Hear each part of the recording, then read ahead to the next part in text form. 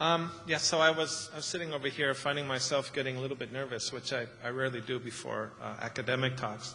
My first thought was, well, maybe I'm nervous just because I'm actually talking to people that know more about this than I do. And then I thought, well, maybe I'm nervous because somebody might stand up and call bullshit on me. But we'll see. Anyway, so I'm going to talk about something called virtual aggregation. And this is the cast of characters that are involved. So a little bit of background on this. So, you know, ISPs often, maybe increasingly so, for all I know, want to extend the life of an old router. And by an old router, I mean one that no longer has enough FIB space to hold the DFZ. And a common and very effective approach is just to take old routers and then sort of reuse them as customer PE routers, and then just have these routers default to the ISP core.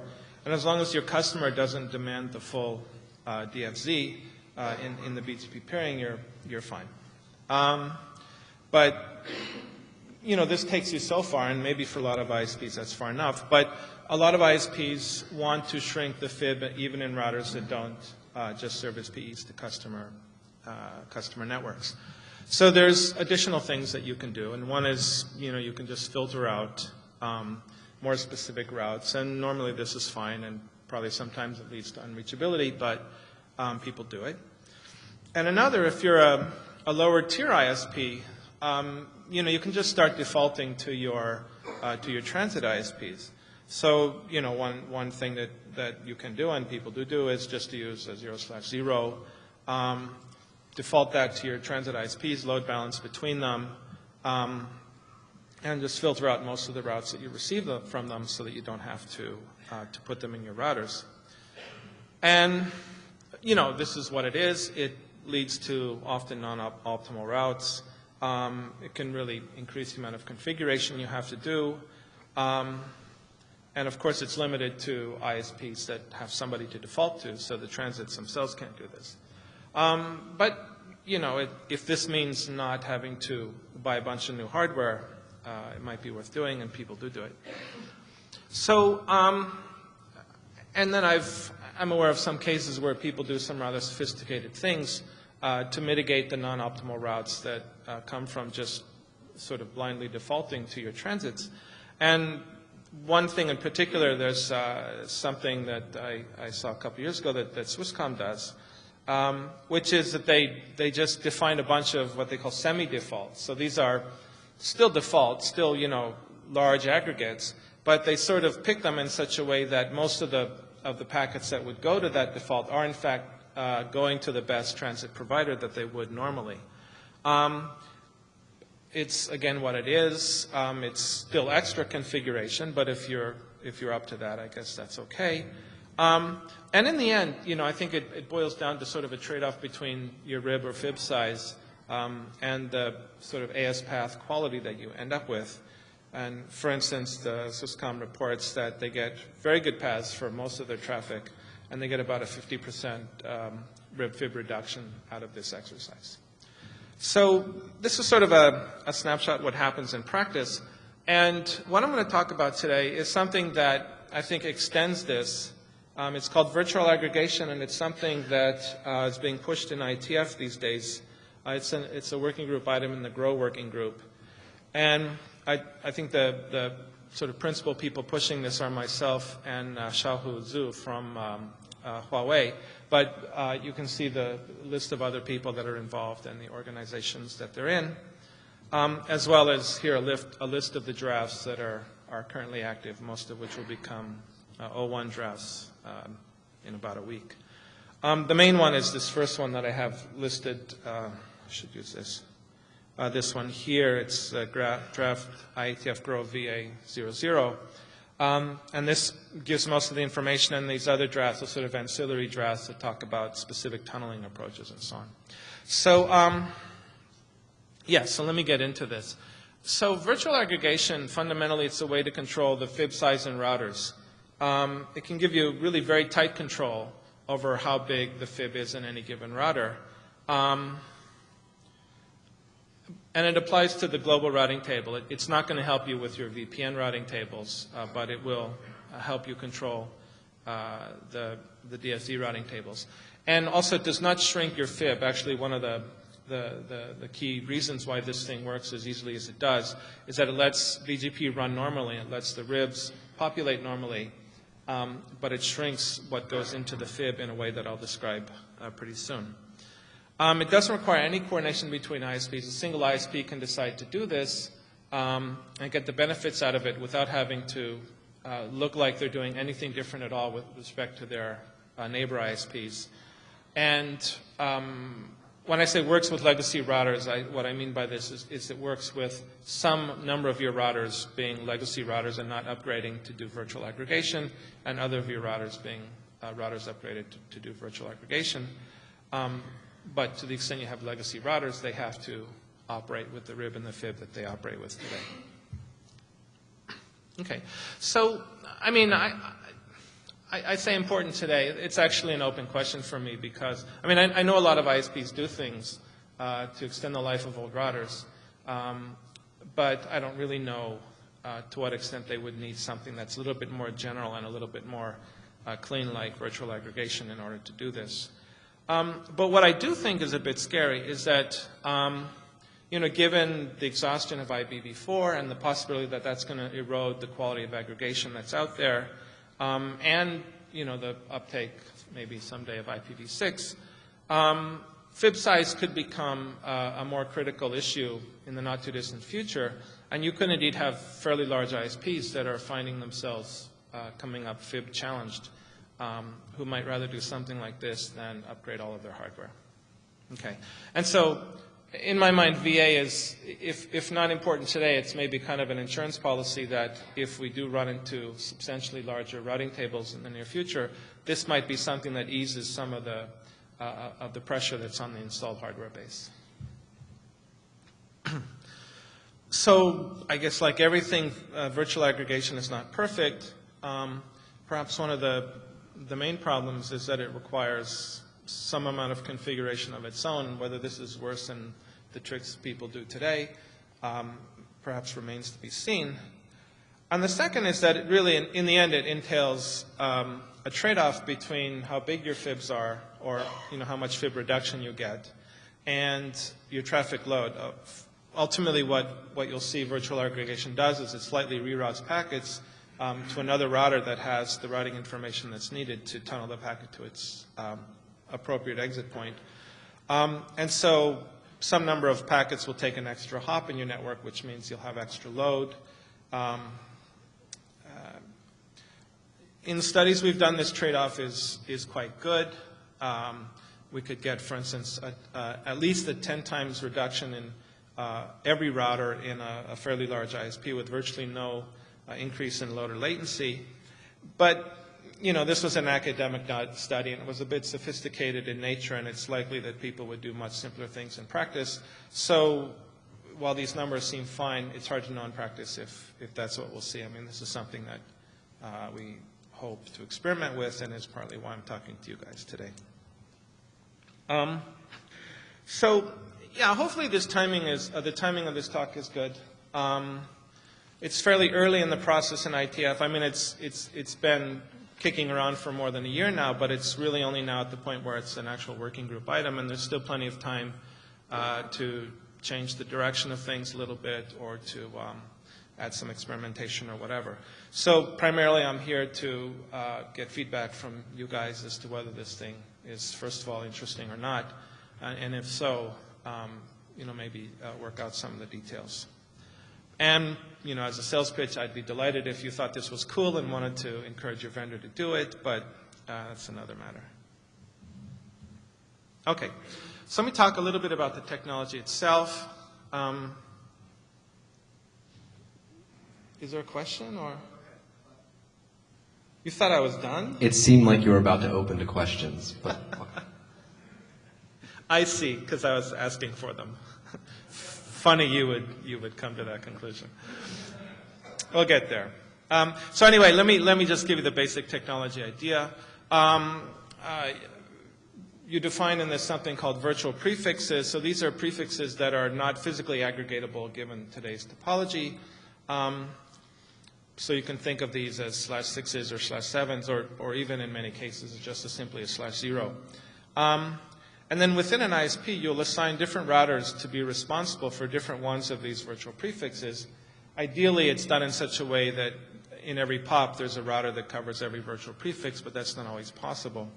And then you run things so that a router either knows how to route a packet to a destination, or it knows how to route a packet to a router that does know how to route a packet to the destination.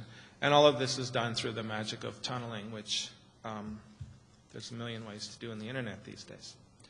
So as I said, this is really a FIB suppression technique. So BGP runs as normal. So there's really no changes to the way BGP runs. Everything we know about making BGP run correctly still applies. And in fact, routers have full ribs as well. And so if that's the bottleneck for your router, this isn't really going to help you. But it does make it extremely easy to reason about the properties of virtual aggregation. So what happens is you run BGP as normal, and through these tunneling tricks, you're allowed to just sometimes not put prefixes into the FIB, and this is done very late in the process. So pretty much your control plane operates as normal, and then just at the point where you would normally load a prefix into the FIB, it's suppressed and not put there. Okay, so let me try to make this concrete. So this is obviously a toy diagram of an ISP, just enough routers to get the ideas across. As I said, in practice, the mechanism I'm going to show you would happen within a POP and not, well, I don't even show POPs here. So, all right, so here I've got an ISP. This one on the left, this AS with virtual aggregation, and a couple of neighbor ASs that we're peering with. And like I said, you basically divide your routing space into virtual prefixes and then assign routers to be responsible for these, and I call these aggregation point routers. So in this example, we have a virtual prefixes which is 22/8, and this router here, APR1, has been assigned as the thing responsible for all of the prefixes within 22/8. So among other things, what this router will do is it will FIB install all of the prefixes within 22/8, and then it will announce originate a route to 22/8 with the next hop as itself. Okay, and I lost the pointer thing. This router on the left, it says here it's not an APR for 22/8, and so that means this router can actually not load into its FIB all of the prefix within 22/8. So it gets to save that FIB space. Okay. So just for a fraction of this example, this is the kind of routing information you might see. So if we look at, there we go. If we look at APR1 here, I show this one routing table entry, which is how to tunnel packets to one of the networks that are within 22/8. If you look at this router on the left, I have an entry that tells it how to get to APR1, which is the router that knows how to get to things in 22/8. And finally, I have some information at the egress router here. Oops, I didn't really want to do that. At the egress router, which actually tells it what to do with packets that it receives on a tunnel. So basically, ASBR1 on the right knows that if it receives a packet on tunnel A1-1, it has to send it to ASBR2, and if it receives a packet on tunnel A1-2, it just needs to forward that packet to ASBR3. So this is just not a FIB lookup. It's just basically a tunnel mapping. There's an incoming tunnel, and it forwards it to another router. And actually, mechanistically, this can be done with penultimate hop popping in MPLS. Okay, wow. I really jumped. So how would a packet get routed in this case? So let's imagine that a packet arrives from outside into R1 on the left, destined to 22.1.1.1, which is within this virtual prefix that we've been talking about. R1 will look into its table and see that this packet has to be tunneled to the APR.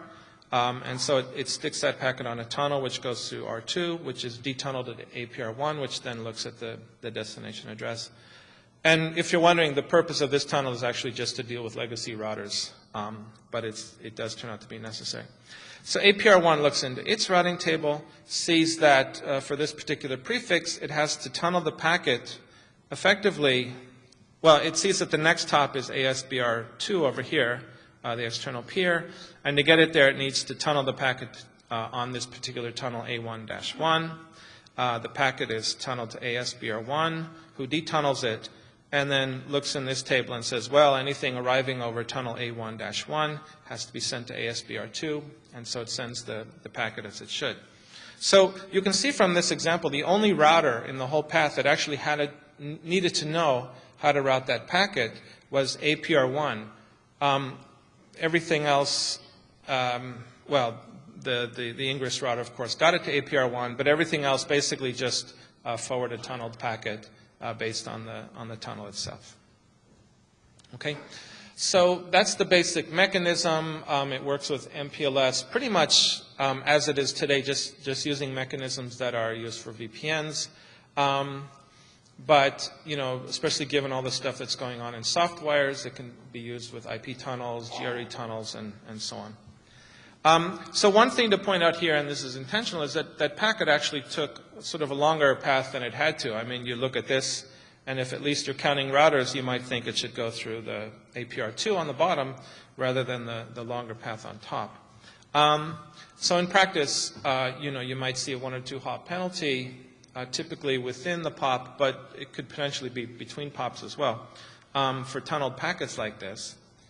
And that can be dealt with, and that can actually be dealt with quite nicely on a sort of per prefix basis. So basically, taking the same picture, there's no reason that we can't put a little extra information in R1 if this is a packet that we don't want to force to take that extra path.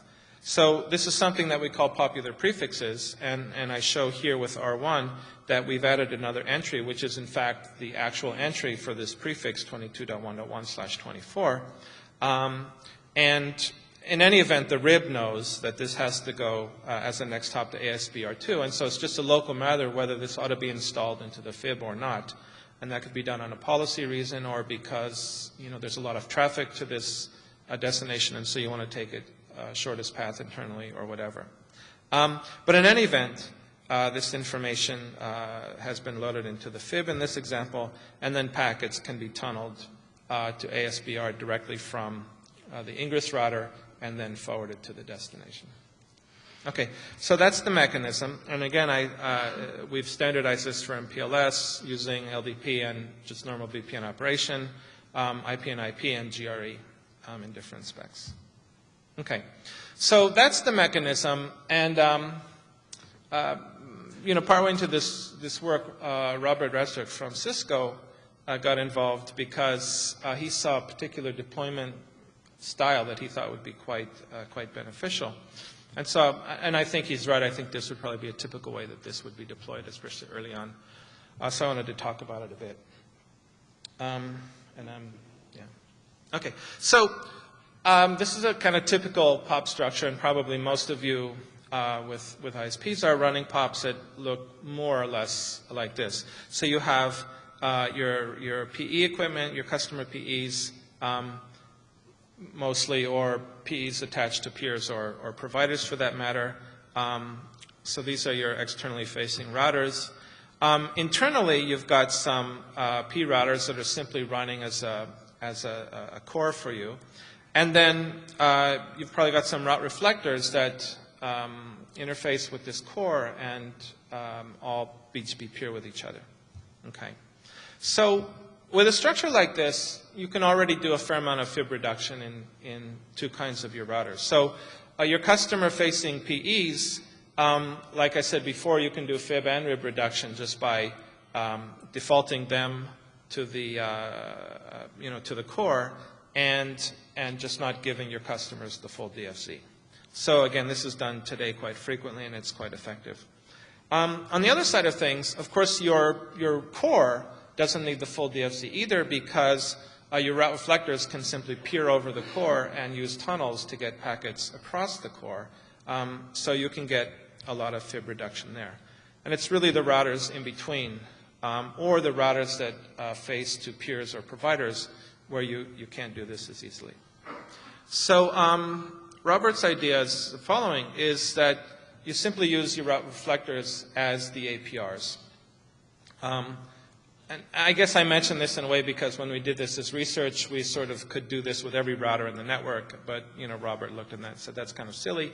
You can just do it at the route reflectors. And part of the advantage here is that in any event, this is where you typically do your configuration and so on. So it makes a lot of sense. Okay, so your route reflectors are your aggregation point routers. They know how to route to everything, either each one itself by virtue of just making it a /0 or to some fraction of the destinations.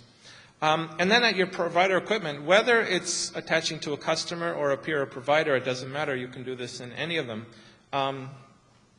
Is you only FIB install routes for which that P is an egress, and that prevents the PE from sort of tunneling the packet back to a route reflector, which just tunnels it back through the egress.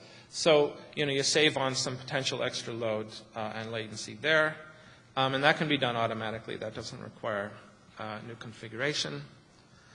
And if you're happy to run your route reflectors with full FIBs because they're modern routers, you can do that.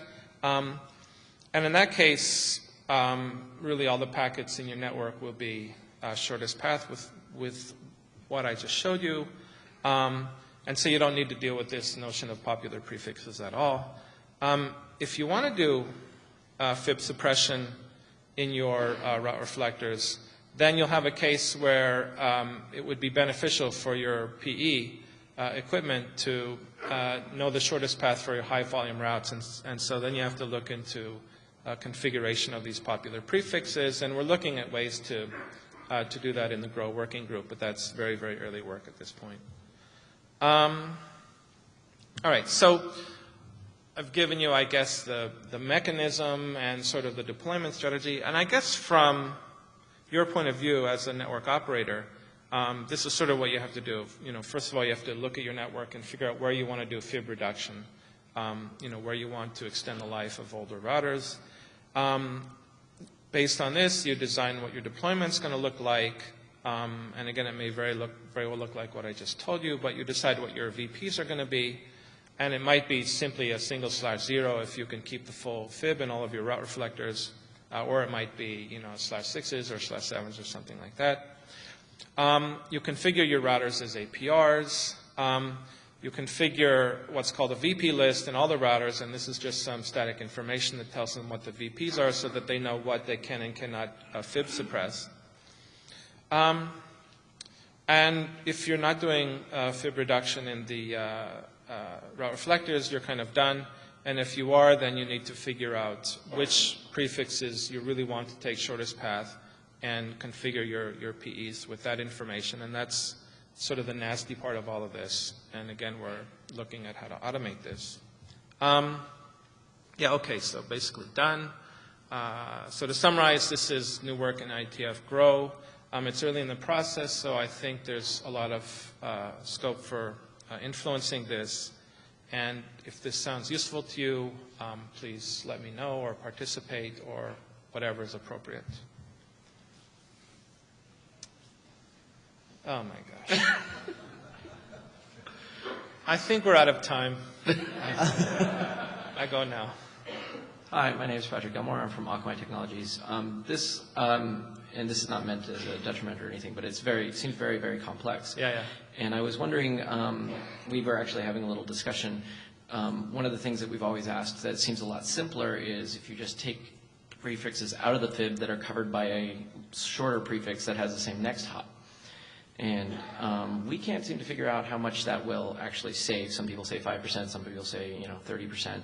But that seems like a quick, easy, simple way to not have packets travel over tunnels, not configure tunnels, not go through suboptimal paths, and still save your FIB. Have you looked into that in any way? So I haven't personally. I mean, I know what you're talking about. I know people have. And maybe Lisha Zhang, if she's here, knows how well that works. She's coming back there. Well, I mean, but operationally, it's an equivalent thing, right? The only question is how much coding effort there is to make it work properly. And how much reduction you get out of it. Yeah. Yeah. So, I mean, one of the guys behind me has actually studied his router, and it's far greater than 5% reduction. So maybe that would be a better way to ask the vendors to do things to start with, and then we can do this if that doesn't work well enough. Yeah, maybe very well. Lishi, you want to comment, or are you just? I hate to jump the queue, but sure. So it's actually not me, but the two other guys, Lan Wang and Beichuan Zhang in my team, they actually did some data digging and figured out that you could compress the FIB just by the way you talked to 30 to 50% or even 10%, depending on which router you're talking about. Further to the edge, you have lots of sharings of the next hop among the prefixes, but further into the core, maybe less so. But 50% is like kind of the lower bound. I mean, that is at least you can compress to 50%. And they had a nice scheme to handle the routing changes. That is, just in case your next hop actually changed, they have a very graceful way to deal with that. So I would be, we plan to give a talk that GROW in Hiroshima. Yeah, and in fact, I was talking to Alicia this morning about this, and it makes perfect sense. I mean, if you have something that's simpler than what I'm talking about, that, buys you another year or two, by all means. Hi, this is Donnie Roisman from Peak Web Consulting. Thanks for the topic. Much like what Patrick was saying, I remember one of the NANOGs, we were asking our vendors for this right around the time we were exceeding 200,000 routes in the DFC, and a lot of our hardware was going to fall over shortly after 200,000 routes in the FIB. And I remember hearing some vendor comments, which was pretty much, well, we're not going to fix it in hardware when we can make you buy more, or sorry, we're not going to fix it in software when we can simply make you buy more hardware. But it's pretty unreasonable. We have clients that are pushing 1 to 3 gigabit per second and want full routing tables, and they're not going to spend $50,000 on routers. I had one quick question for you on slide, I think it was slide 16, where you were showing your toy network there. Mm-hmm. Yeah, the question, right there, that's enough. Which of those routers do need to be capable of carrying the full table? Yeah, so in this toy thing, none of them do, right? So for instance, APR1 here has all of the prefixes for 22/8, but some other router could have the ones for 23/8 and some other ones for 24/8. So the study we did on a large transit ISP was that all of the routers did it, and the router that received the least savings had a 10 times FIB savings, and other routers had actually much more. But again, that's the rather sophisticated and potentially unrealistic deployment. So, yeah, we're not. Okay, yeah. I mean, we need to work with people to figure this out a little bit. It seemed to me operationally there were a lot of routers involved here, and it would be nicer to not have to add more equipment, but to have software that can do. Oh yeah, this is completely software based. There's no new equipment here. Okay. These would be the routers you have anyway. Okay. But with the software upgrade to do this. Okay, thank you. I appreciate the time on the topic. Thank you. Thanks.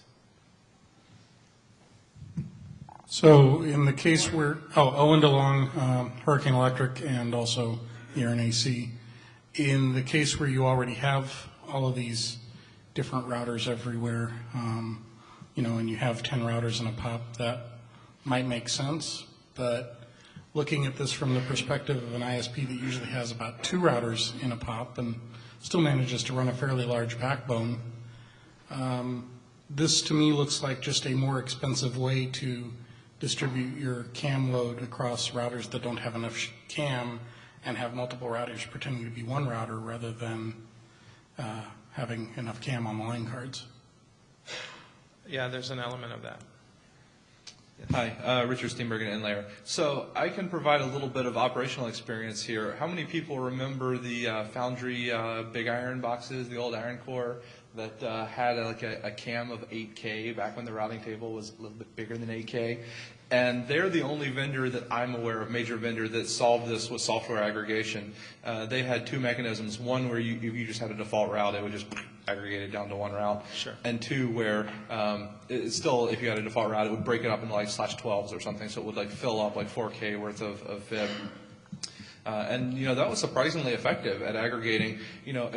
What you're talking about in terms of how much aggregation savings you get depends on how many next hops you have, right? So if you have 1 uplink, you're going to aggregate down to one route. If you have 2, 3, 4, 5, 6, I mean, how many paths from any one router do most people have in their network? And I guarantee you the answer is not 300,000.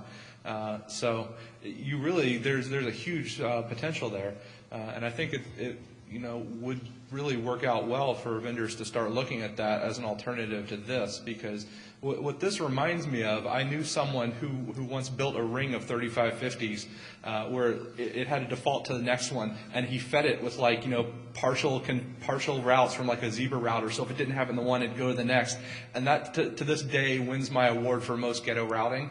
And that's what this reminds me of, and I gotta say, the tunnels, I can't see myself ever deploying that.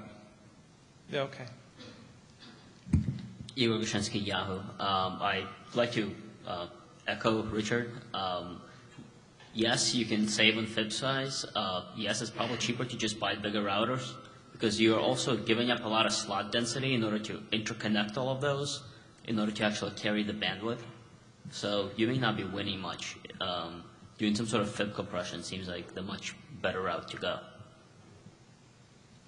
Yeah, I actually did want to mention just back here. I mean, these tunnels, they could just be, automatically configured LDP tunnels, right? For all that matters. So it's, they are there, but it's not like you have to manually set them up or anything.